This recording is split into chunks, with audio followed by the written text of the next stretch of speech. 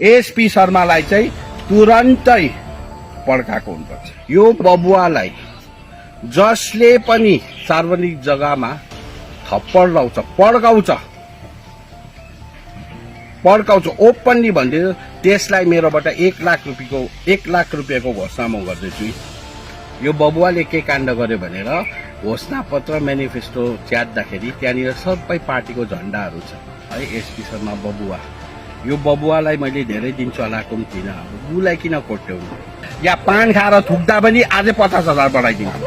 मजाले त्यो बबुवालाई पान खाएर मुखमा थुक्यो भने बबुवालाई 1,50,000 म यहाँबाट घोषणा गरेँ।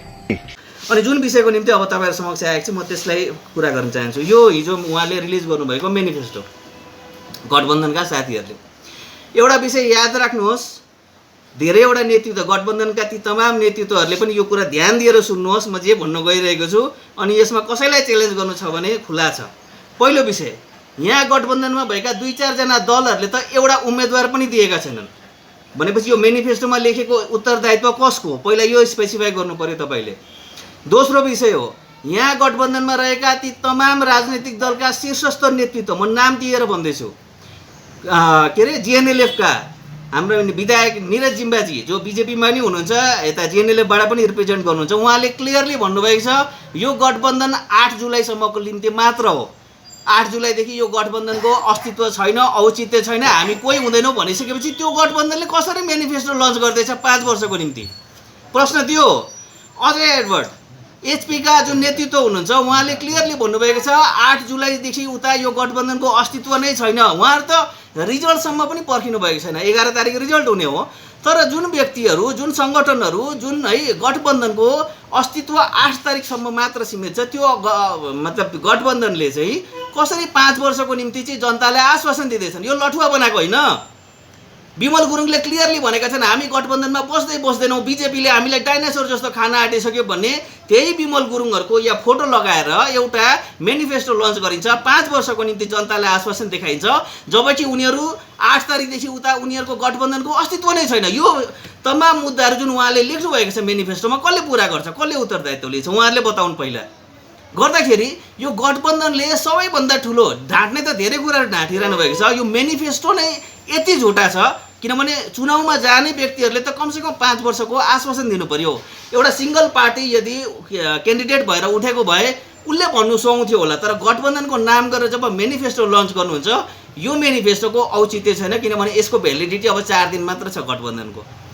आज 3 तारिक भयो, अब नेक्स्ट 4 दिनको पछि नेक्स्ट दिनमा जुन दिन भोटिङको दिन छ त्यो भोटिङको दिनदेखि नै यो इनभ्यालिड भइहाल्छ, यसको भ्यालिडिटी सकिन्छ भनिसकेपछि यो म्यानिफेस्टोमा लेखेको कुराहरू कसले पत्याउने र किन पत्याउने र कसले पुरा गर्छ? त्यसर्थ म भन्दैछु यदि गठबन्धनका शीर्षस्थ नेतृत्वहरू आज यहाँ भेला भएको भए म उनीहरूको अघि नै यो च्यातेर फ्याँकिदिन्थेँ, उनीहरूको अघि नै म यो च्यातेर फ्याँकिदिन्थेँ, तर दुर्भाग्यवश उहाँहरू हुनुहुन्न, यसलाई म डस्टबिनमा फ्याँकिदिन्छु। किन यो म्यानिफेस्टोको भ्यालु त्यति मात्र छ। यो म्यानिफेस्टो भनेको चाहिँ जनतालाई ढाँटेको मात्र 5 वर्ष, किनभने उहाँहरू रिजल्टसम्म पनि पर्खिने अवस्था छैन। अनि यस्तो किसिमको ढाँटेर केवल अनि केवल मात्र जनतालाई भोट ब्याङ्क बनाउने अनि 5 वर्षसम्म काम नगर्ने यस्तो जुन चरित्र छ त्यहाँबाट हामी बाँच्नुपर्छ। जनतालाई लठुवा बनाउने प्रयास भइरहेको छ। सांसद महोदयले के देखे भने 2019 मा मैले आश्वासन दिएँ, ढाँटेर पनि चलाइरहेको छु, 4.5 वर्ष पुरा भयो, अब पञ्चायत पनि त्यसरी पालन गर्छु भन्दैछन् उहाँले, 5 वर्ष पालन गर्ने। तर यो समस्या भनेको गाउँ कमानवासीको समस्याको निम्ति हामीले प्रतिनिधि चुनाएको हो। यो जुन चुनाव हुँदैछ त्यसमा तपाईको गाउँको जुन मूलभूत समस्याहरू छ तपाईले त्यसलाई निवारण गर्नको निम्ति एकजना प्रतिनिधि चुनेर चाहिँ कसरी हुन्छ त्यो समस्याहरूको समाधान गर्नको निम्ति 5 वर्ष एउटा प्रतिनिधि पठाउनु भएको, जबकि उनीहरू 4 दिन मात्र अब भ्यालिड छन् भनिसकेपछि उनीहरूलाई कसरी पत्याउने, उनीहरूले जुन जुन कुरा ढाँटिरहेका छन् त्यो कुरामा कसरी जनताले आफ्नो भविष्य दिने, अब यो कुरा जनताले सोच्नुपर्ने समय आएको छ। थाना में प्राथमिकता दर्ता किसके विरोध में आज? ये विशेष करके आपका भारतीय गोरखा प्रजातंत्र मोर्चा का स्पोक्स पर्सन PRO ने कल एक प्रेस गिल में आके गोरखा यूनाइटेड अलायंस का पंचायत का जो मैनिफेस्टो था उसको वो फाड़ के जिस हिसाब से उन्हें संपूर्ण क्षेत्रीय दल को जिस हिसाब का उसका स्टेटमेंट था उसके विरोध हमने आज FIR लॉन्च किया है। क्योंकि इस तरह से प्रोवोक करने से क्या होता है कि इलेक्शन के माहौल में इस तरह से प्रोवोक करने से कुछ भी दुर्घटना घटने का वो पॉसिबिलिटीज है। तो ये विरोध हम क्या कहना चाहते हैं कि आज प्रशासन को भी एक जो एमसीसी का कोड ऑफ कंडक्ट है उसके दायरे में अगर यदि जो भी राजनीतिक दल अपना काम करे तो उचित रहेगा। नहीं तो फिर आगे जाके चुनाव के माहौल में ये सब अशांति होने का बात है, अशांत होने का जो पहाड़ में आज स्थिति देख रहा है उसको हम नज़रअंदाज करना चाहते थे, इसीलिए ये एफ.आई.आर लॉन्च किया। एसपी शर्मा ने वो झूठ का विरोध इश्तेहार फाड़ के विरोध किया है, उस बारे में दादा आप क्या बोलना चाहेंगे? जो बोलना था मैंने तो कल ही बता दिया, लेकिन ये इतना वायरल हो गया कि अभी नेशनल मीडिया भी चाहता है और हिंदी में भी बोलने के लिए ऐसा अनुरोध हुआ है, तो मैं एक बार हिंदी में बोल देता हूँ। एसपी शर्मा एक जीटीए का कर्मचारी है, वो काम करता है, जीटीए का पेरोल में है, वो पब्लिक रिलेशन ऑफिसर है, पब्लिक ऑफिस है, वो सब सैलरी वैलरी सब इंजॉय करता है। अभी एसएससी में पूछना पड़ेगा, आरटीआई किया है मैंने आज, तो मैं जानना चाहता हूँ कि ये कर्मचारी है कि पार्टी का कोई प्रवक्ता है। पार्टी का कोई ऑफिशियल प्रवक्ता नहीं है। पार्टी का प्रवक्ता अगर ये करता कि दूसरा का मैनिफेस्टो फाड़ता, क्योंकि गवर्नमेंट का ऑर्डिनेंस भी फाड़ सकते हो। राहुल गांधी ने एक ऑर्डिनेंस फाड़ के वो नेशनल पप्पू बन गया, तो ये रीजनल पप्पू बनना चाहता है एसपी शर्मा। तो हमने इसका विरोध किया है, और विरोध ऐसे किया है कि मैंने एक आह्वान किया है पब्लिक इन जनरल को। पब्लिक को मैंने कहा है कि जो एसपी शर्मा के मुंह में एक तमाचा मारेगा, जोर से तमाचा मारेगा, उसको हम 1 लाख रुपया चेक देंगे। कल मेरे पास चेक था, मैंने कल दिखाया था। और जो पान खा के वो बबुआ को मुंह में थूकेगा तो उसको भी हम एडिशनल 50,000 देंगे। क्योंकि किसी का घोषणा पत्र फाड़ना, ये पॉलिटिकल एक राजनीति में ऐसा कल्चर नहीं होना चाहिए। जबकि उनका ही पार्टी का अध्यक्ष अनिल थापा जी बहुत बड़ा अच्छा बात करते हैं। हमने डेमोक्रेसी लौटा के लाया, हेल्दी पॉलिटिकल कल्चर होना चाहिए, ये होना चाहिए। और उनका ही एक पब्लिक रिलेशन ऑफिसर यानी पीआरओ, उनका मूलभूत कार्यभार क्या है? उनका मूलभूत कार्यभार होता है कि एक पब्लिक रिलेशन ऑफिसर को जीटीए और पब्लिक के साथ एक सामंजस्य बनाना, एक सौहार्दपूर्ण वातावरण बनाना।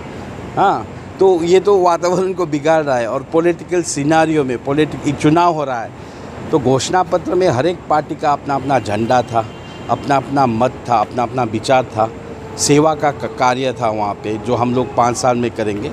तो ये बेकार में आके एक सेंसेशनल प्रोपोगेंडा और लैमलाइट क्रिएट करने के लिए एसपी शर्मा ने गोरखा जनमुक्ति मोर्चा का झंडा हुआ और जेएनएफ का झंडा हुआ, सीपीआरएम का, गोरखा लीग का, बीजेपी का मैनिफेस्टो और झंडा फाड़ के जो दुष्कर्म किया है, इसके लिए तो चारों जगह एफआईआर हुआ है।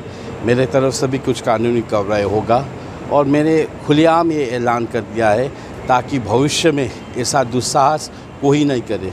और ये बबुआ को मैंने वार्न भी किया है। Thank you so much. आपके नाम पे दार्जिलिङ सदर थाना में एफआईआर किया, इसमें क्या किया? बेसिकली जो गठबंधन का मैनिफेस्टो था, मैंने कल भी प्रेस में बताया था, वो ये है कि गठबंधन ने जो मैनिफेस्टो रिलीज किए उसमें से 4 प्रमुख दल जिन्होंने मैं आपको ये भी दिखाना चाहता हूँ, जिन्होंने कैंडिडेट्स दिए हुए हैं अपनी तरफ से, तो वो चारों दल 8 जुलाई के दिन ही गठबंधन से बाहर निकल रहे हैं। तो ये मैनिफेस्टो में जितने भी बातें लिखी हैं उन्होंने, तो इनकी रेस्पॉन्सिबिलिटी कौन लेगा? क्योंकि अगले 5 साल के लिए जो चुनाव, ये जो चुनाव हो रही है वो अगले 5 साल के लिए है। ये जो चुनाव हो रही है पब्लिक के बुनियादी समस्याओं के लिए है। तो इसे अगर समाधान करनी है तो किसी न किसी को रिस्पॉन्सिबिलिटी लेनी है। ये जो मैनिफेस्टो में आप एश्योरेंस कर रहे हैं, 1 दिन के लिए तो है नहीं, 1 साल के लिए भी है नहीं, 5 साल के लिए। तो 5 साल में इसकी जिम्मेदारी कौन लेगा? यहाँ पे जिन राजनीतिक दल का मैं मेंशन कर रहा हूँ, ये तो निकल चुके हैं, 8 तारीख को निकल जाएंगे अपने गठबंधन से। बाकी के जो राजनीतिक दल है उनका तो कैंडिडेट है भी नहीं। तो पब्लिक को जो एश्योरेंस दिया जा रहा है कि हम ये करेंगे और वो करेंगे, जिसके बिना पे पब्लिक वोट कर रही है, तो काम करेगा कौन? इसकी तो जिम्मेदारी नहीं है। तो ये मैनिफेस्टो का कोई ऑनरशिप नहीं है, कोई गार्जियन है नहीं। तो इसी के कारण ये चीज करना पड़ रहा है। दार्जिलिङ एमएलए नीरज जिम्बा ने आपके ऊपर एक इनाम रखा है कि एसपी शर्मा को जो चाटा लगाएगा उसको 1 लाख रुपए, इसमें आपका क्या कहना है? बेसिकली नीरज जिम्बा जी पॉलिटिकली मैच्योर नहीं है, ये बात पता चली। उनके पास थोड़ी सी भी रेस्पॉन्सिबिलिटी होती तो वो ये करते कि ये जो मैनिफेस्टो है, इलेक्शन के समय सबसे इंपॉर्टेंट रहता है मैनिफेस्टो पार्ट, जिसके बूते पे आप पब्लिक को एश्योर करते हैं, तो इसका एक रेस्पॉन्सिबिलिटी लेते हैं। 8 तारीख का जो मैं डेट बता रहा हूँ वो खुद नीरज जिम्बा जी ने बताया है कि 8 तारीख के बाद ये गठबंधन का कोई अस्तित्व है नहीं, हम सब अपने अपने रास्ते लग जाएंगे। और अगर यही बात है तो ना वो पब्लिक के लिए रेस्पॉन्सिबिलिटी ले रहे हैं, ना एक रिस्पॉन्सिबल विधायक होने के तौर पे एक जिम्मेदारीपूर्ण बयान दे रहे हैं, क्योंकि उनके पास इसके बचाव के लिए कोई तर्क है नहीं। तर्क ना होने के कारण ये सब्जेक्ट को डाइवर्ट करने की कोशिश कर रहे हैं। मैं उन्हें मतलब अपील करना चाहूंगा, मैनिफेस्टो में ही फोकस करें। तो और आप मुझे और यहाँ पे जितने भी राजनीतिक दल हैं और जनता जिनसे आप वोट मांग रहे हैं, उन्हें स्पष्ट ये करें कि ये जो राजनीति ये आप लोगों ने मैनिफेस्टो बनाया है, इसकी जिम्मेदारी किसकी है। अगले 5 साल मतलब ये आप लोग अगर गठबंधन से निकल जाते हो तो ये जो एश्योरेंस आप कर रहे हो मैनिफेस्टो में, ये काम करेगा कौन, किसकी जिम्मेदारी है, ये कम से कम स्पष्ट कर दे आप तो लोगों की ये इस बात खत्म तरीके हो से जाए। पहाड़ की शांति अगर बिगड़ गया, इसका रेस्पॉन्सिबिलिटी कौन होगा?